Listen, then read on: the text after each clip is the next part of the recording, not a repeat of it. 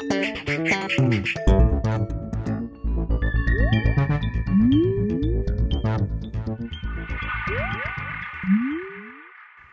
everyone and welcome to The Vortex, where lies and falsehoods are trapped and exposed. I'm Michael Vorse. Now here's a proposition to chew on.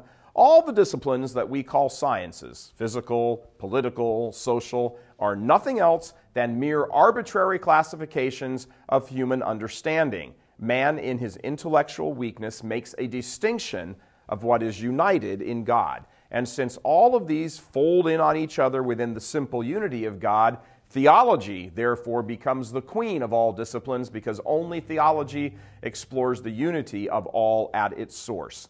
What political question does not eventually redound to something of the divine? What else do governments debate other than, in the end, the questions that lie at the heart for what man is in his very nature? Life, death, war, taxation, employment, foreign policy. Every one of these arguments is nothing more than an isolated and incomplete debate about the nature of man, which, of course, if followed back up the chain, would end at the throne of God. What query of the sociologist does not quickly advance to the question which finds its home in the heart of man? What is the meaning of life? A question which cannot be answered by man, but only by him who called us out of nothingness and set our meaning for us.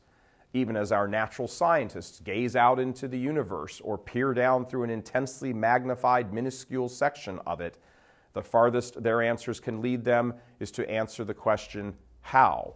As to the great question, why, science has not the competence to speak.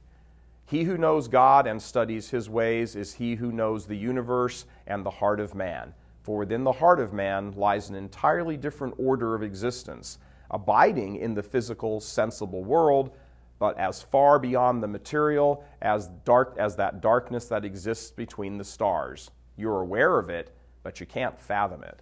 In reality, the material world, with all of its movements and machinations, is always pointing to something beyond itself, mysteries within tangible and sensible realities. And if the physical universe cannot surrender its secrets to man who lives in it, how much less will the immaterial bear forth its secrets which lay hidden inside man? All around man is mystery, and deeper still within him. Man cannot see that he himself is a mystery. So he divides and subdivides the unity of the universe into different fields of studies and disciplines, and creates even further mysteries by his refusal to admit that all things come forth from and arrive back at God.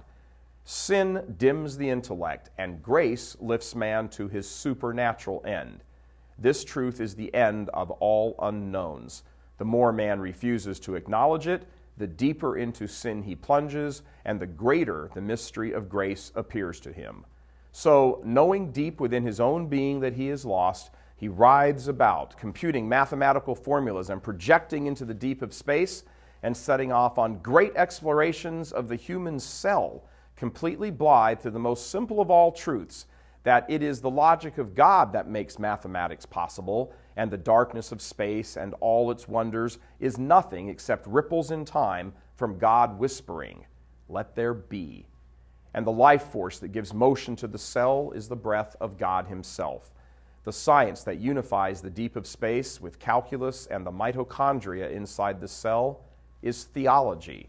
Ultimately, all these find their rest in God and are happy to return to him, in fact, never really having left him. It is only man who can stand up and hurl himself into everlasting separation from him who he was created by to be united to. The sciences should serve the truth of revealing the unity of the universe, and it is theology which glues them together. After all, even if a man was able to solve all the riddles of existence, what would he answer when asked, "And now, sir, what is the point of all that you have learned? To where does it tend, and what does it all mean?" With all the answers to political, social, and physical sciences at his beck and call, he would still have no answer to proffer. Only the faith-filled theologian understands that truth is one, and in the end is a person. God love you. I'm Michael Vorse.